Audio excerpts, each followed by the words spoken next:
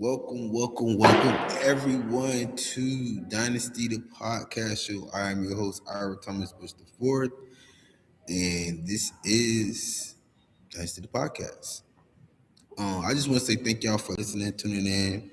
We back at it today. Unfortunately, I did not get to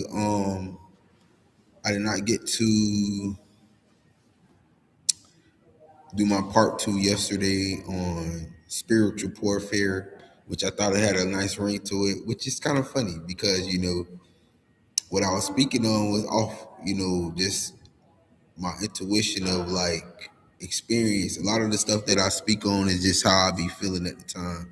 And, it be building up to, I always got to still do my part, still do my assignments, still do what I need to do to accomplish my goals that I set for myself every day, which I did. I wanted to do a part two. I really, ended up it ended up happening that what I was doing, I got my hair cut later.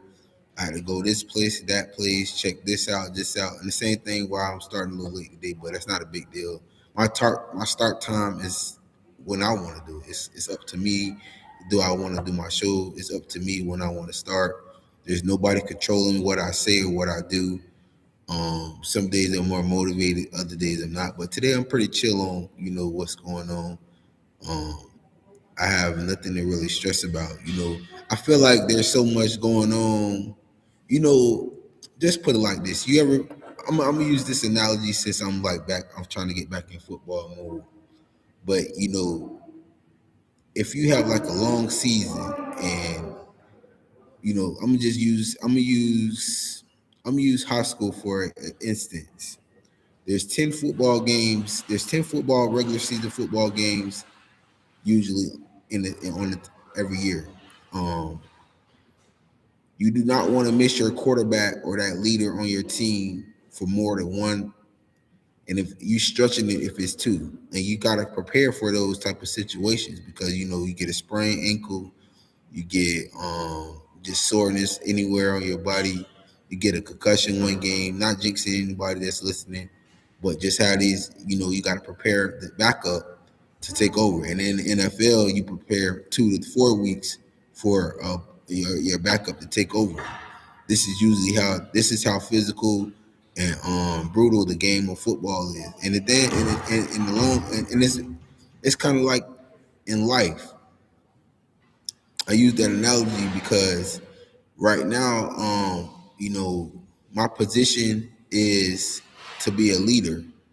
And, like I said, for most of my life, I've pretty much been in that position. Now, when people want in life is way different than the game of a sports game. But because people want to actually take your spot just because you have this spot. And then when you give that spot to these people or any entity that comes between what your leadership role is in the world, you see what the weakness is if you're out too long. You get what I'm trying to say?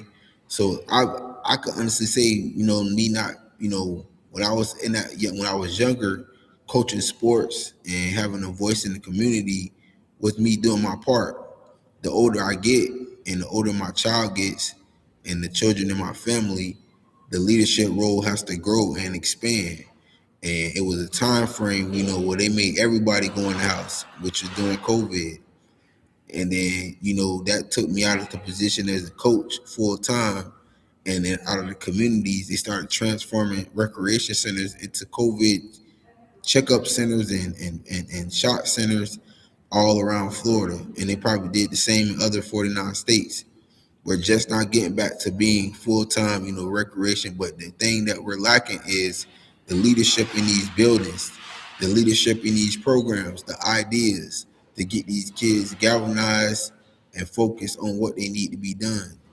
And like I said, that goes right back to what, me talking about myself personally, doing this podcast for the last year. And, this has put me back in a position of leadership role, me being able to speak on what's really going on in the world or give my experience of what's going on with me.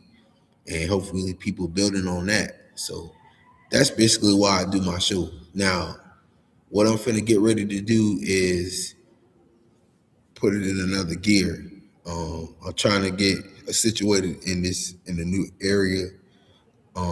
Get my own, apartment. What's not, I actually got to still go out here, and I don't know what, I don't know who did it, but it's just like I don't like to feel like I'm like guessing, or I'm trying to appease to a crowd, or even you know any kind of situation with my family. I don't feel like I want to appease to like try my best. So unless it's my mom and my sisters, which I really care a lot about.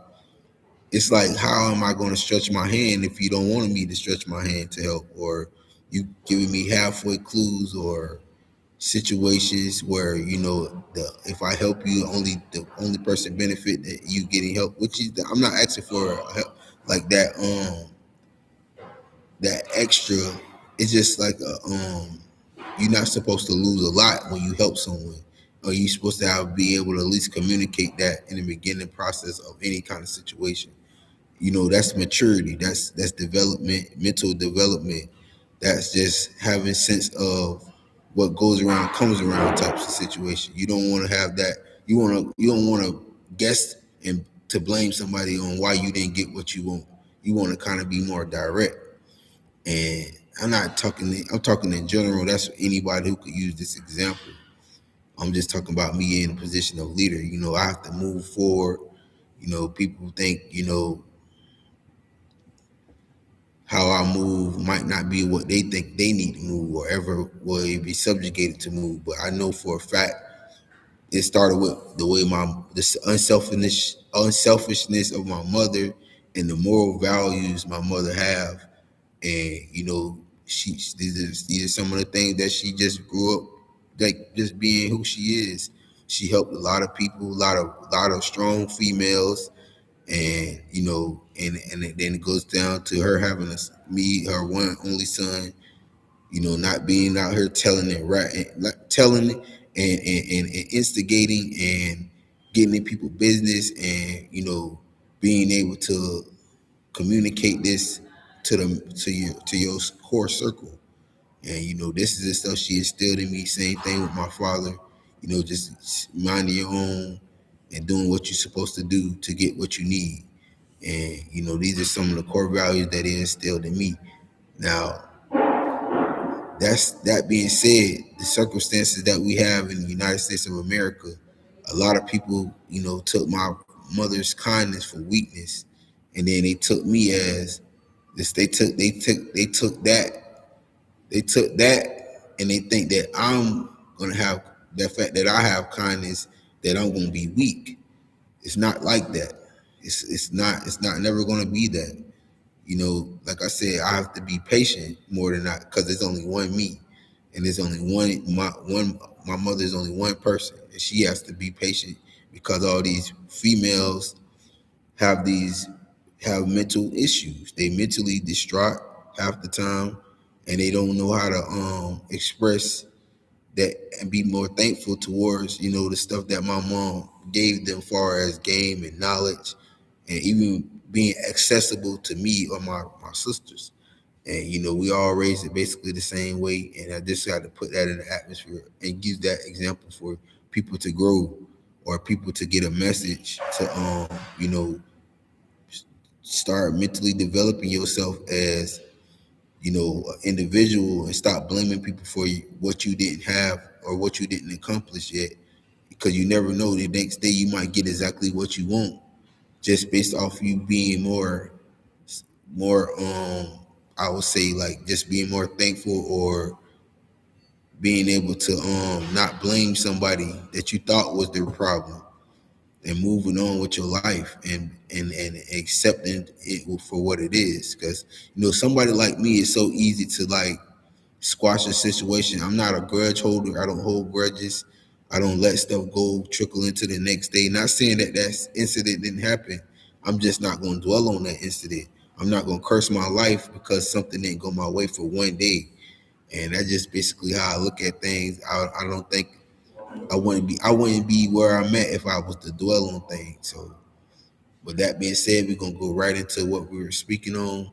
Y'all know what it was. Just was talking about I what I was what I was talking about, what we discussed in Bible study that this past week that I was, last Friday that I was in, and the stuff that was discussed in church this Sunday. So, because we was talking about being, spiritual poor, and people being spiritually poor and learning how to grow and being spiritually rich, or situations of these things. So, what I looked up today is the Christianity History Institute.org. I looked up, they have several blogs and stories. The most recent ones, I'm going to read those two. I'm not going to be here. This is one of these things where I want people to grow spiritually, and not have this mental block, or have this way of, there's so many people that claim that they are with God, or they are of God or whatnot, and they do some of the most demonic type of situation, or they put so much. I speak so direct. I know what my internal properties are when it comes to guidance and being in the Most High's grace. Because when everything goes down, and my last day on this earth is, and my last breath is, when I sin, I will be in a position with people that are high spirited. I will be in a position of being able to be in the rebirth position. I will not be in a position of down and out. No matter how much these people pull on my energy, it always seems that the people of the Most High will come through every time. So it doesn't matter how it goes. I don't treat people improperly, and when I do, I usually correct my situation right after that. It's not purposely. It'll be more of a high spirited moment where I feel strongly about a situation. And I usually don't really go back on what I say, but I will apologize for how I put that information out there, or how I handle that situation. So it doesn't break me on these types of terms. People have done stuff to me since a child and expect me to not step up and claim exactly how I feel, not how you feel, how you want to put it out there in the atmosphere. Now let's go right into it. The first, this seemed like a nice. Remember, this is Christian History Institute.org, and I looked on the blogs, and this actually seems like it's pretty cool. It's been here. It's been around for a little minute. So the last two is E.W. Perry and the Southern Baptist Convention, Part 1 and Part 2. They were put out on March 4th, 2026. I'm going to read both of those, and then I'm gonna give my opinion on it. And then we're gonna move on for the day. We're not gonna keep. I'll talk about a little bit about the game, but that's about it for the day. I'm not gonna go too much into it. I gotta be patient on. I'm not gonna rush the process of getting into the school. My fingerprints and background should be coming through okay, and that situation should handle itself. I'm going to be more mature and just focus on not losing my cool, not losing, my focusness, because people want to get you out your position, and you can't allow, and I can't allow that, and I won't allow it. But yeah, let's read the first blog, part 1. E.W. Perry and the Southern Baptist Convention, part 1. This was written by Luke Holmes.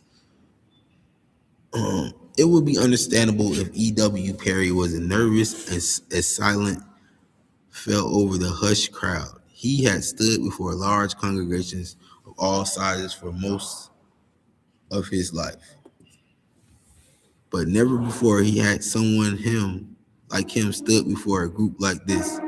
This seasoned preacher did what he had done thousands of times by the point of his life. He opened his Bible and began to expunge God's word. Over the next hour, those attending the predominantly white Southern Baptist Convention meeting in Oklahoma City, 1949, sat spellbound as he poured out the gospel from his heart. Never before had a black man preached before the convention, founded in order that the slaveholders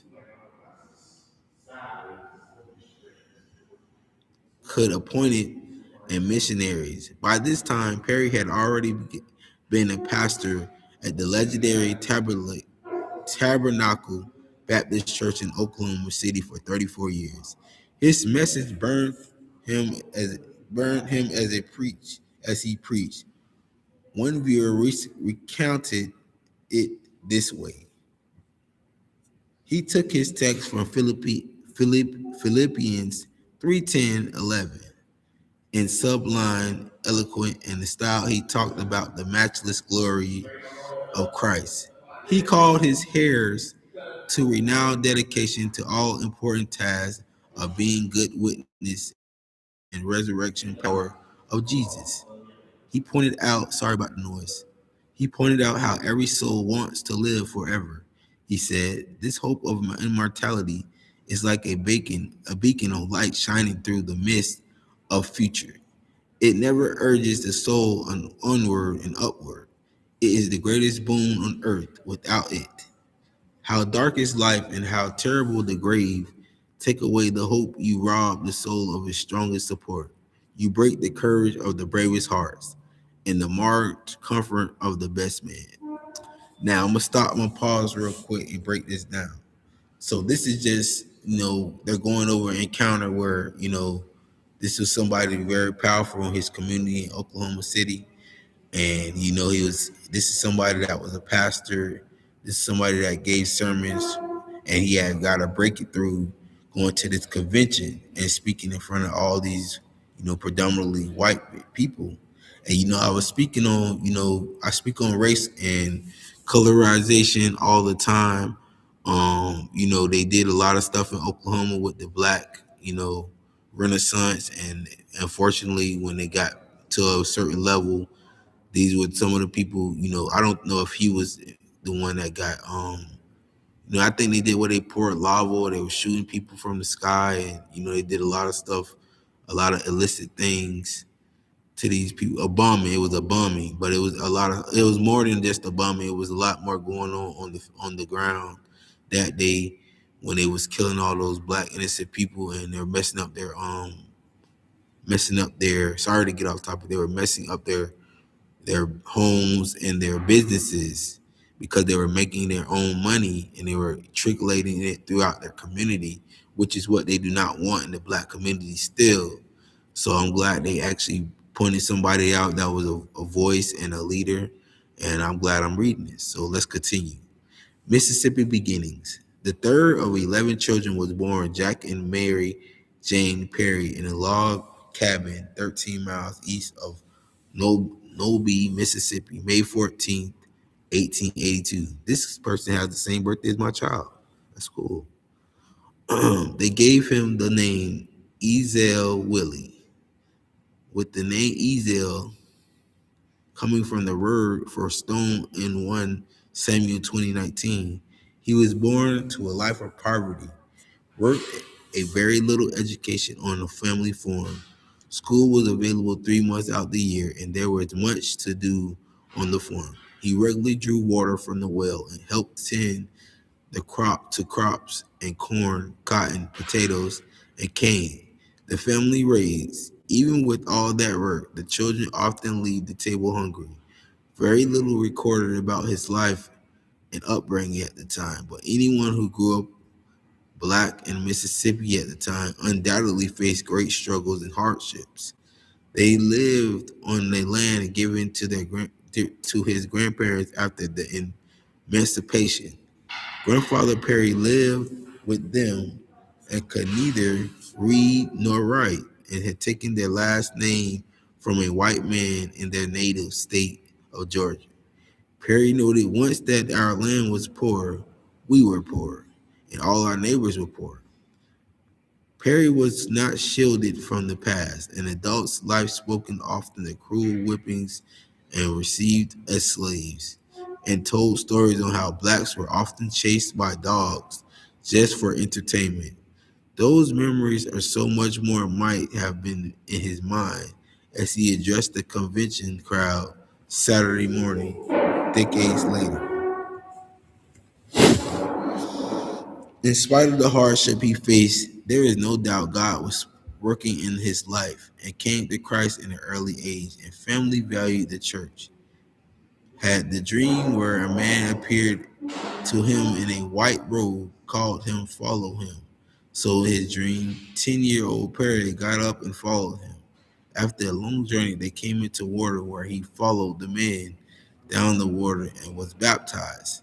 Upon coming out of the water, the man disappeared just like in the story, and Philip, the Ethiopian Enoch, Acts 8, soon after the dream, that third Sunday, September in 1892, Perry was slaved was saved during a revival at the Belmont Baptist Church near Shockwallock, Mississippi. Now let's pause right there. I'm still on the first blog.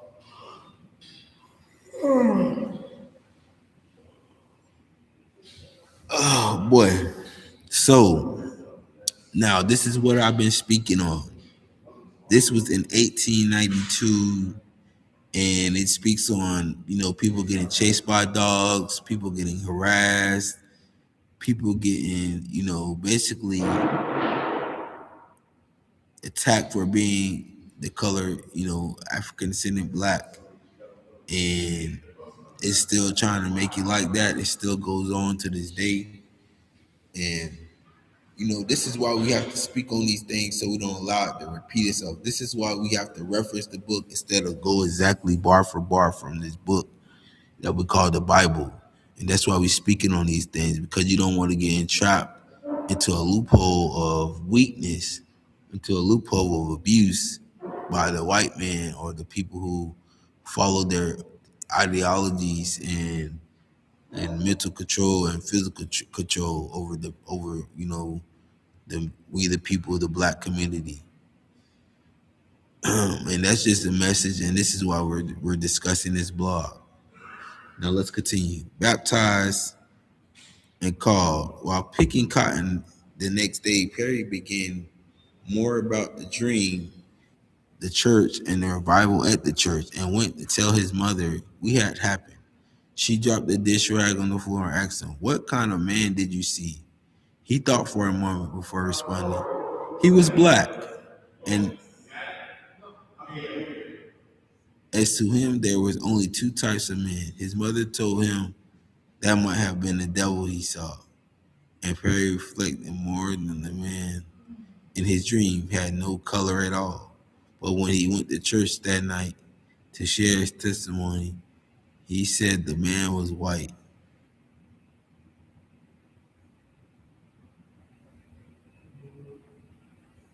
The next week, he was baptized with 34 others at Scott Pool, 1 mile from the church. August 1906, Perry found himself a farmer in Mississippi, a deacon in the church, and a husband of 3 years.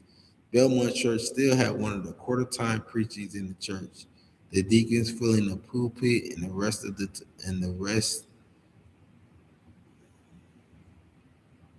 the time preaching in the church. With the deacons filling the pulpit the rest of the time, one of those 3 Sundays a month without a pastor, this a discipline case came up, and wow.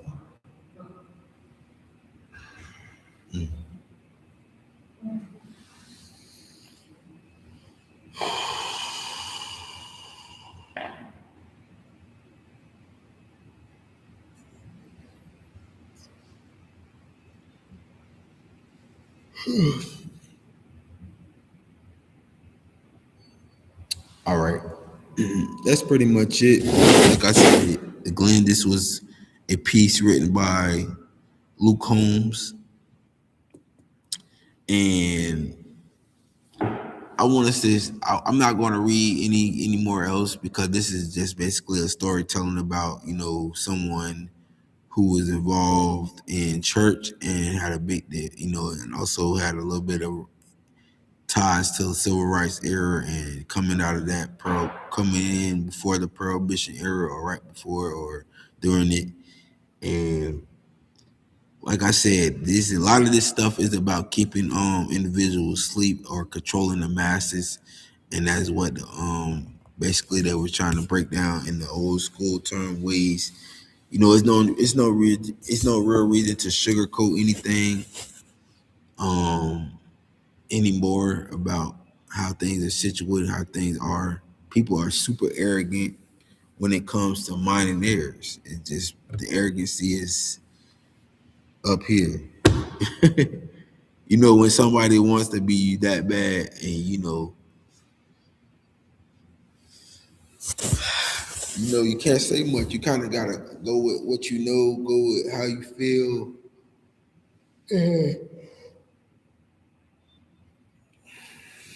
and just keep going up.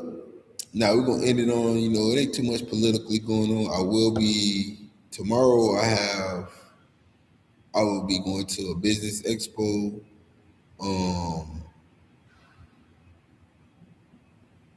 I don't think it's much going on, but that's pretty important. Like I said, hopefully everything in the community that I'm trying to do will get established and it works out for me in the best way. I don't want to waste my time or go out my way to be doing things improperly. I have to do things correctly at this age. And let's just quick review on yesterday's game, the March Madness. I'm gonna say this.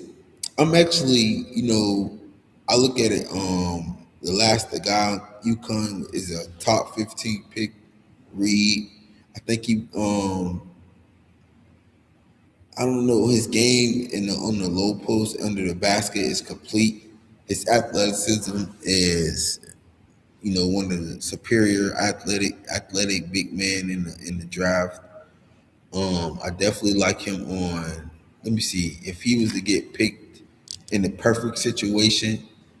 He will be a good fit for. I know people don't want to hear this, but the rich get richer. He would be like a perfect fit for like the Oklahoma Thunder. I think they will like win another championship with a player like that, and if they get him in the draft, I don't know if he'll get. I don't think he'll go.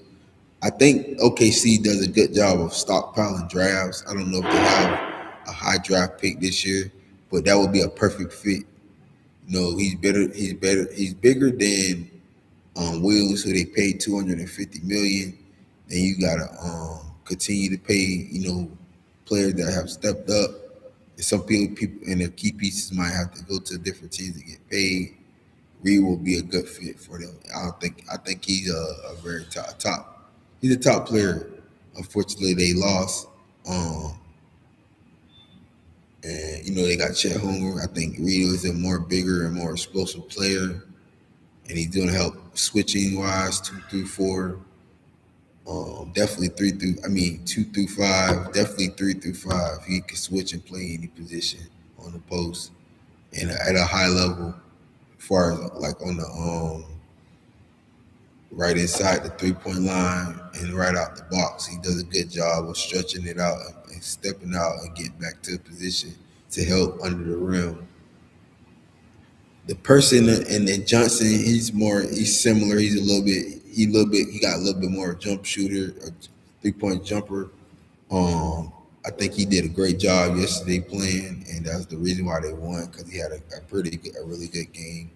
So is the big man number 15. I think it's Amir or whatever his name. He did a good job this for the last stretch, closing it out for Michigan.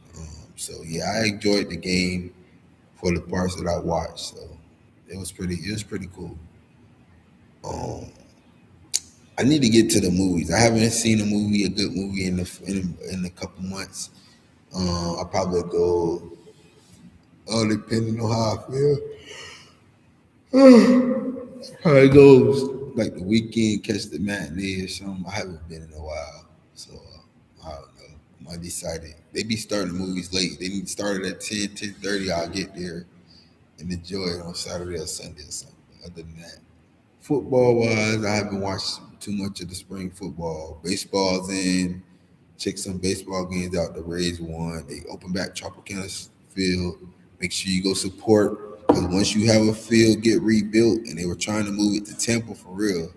So once they do that, favor for the St. Petersburg native that I am, and I will be going to a game or going to watch a game in Baltimore to support my squad. The home team rather. I won't say my squad. Home team. Make sure the fans go out and really support the stadium, and spend at the concessions, and that's basically it. I have nothing more to say. This is Dynasty the podcast show. I'm your host, Ira Thomas Bush the Fourth. I will be back next tomorrow. I'm not sure. I'm thinking about giving it a break for a little bit and then coming back with season 3. I might switch gears depending on how I need to move and to strictly sports and entertainment. But the political world, I think I'll do it more after next week, but it all depends. But I will be back tomorrow. And that's it. This is Dynasty the Podcast Show. I'm your host, Aaron Thomas Before. I'll see y'all later.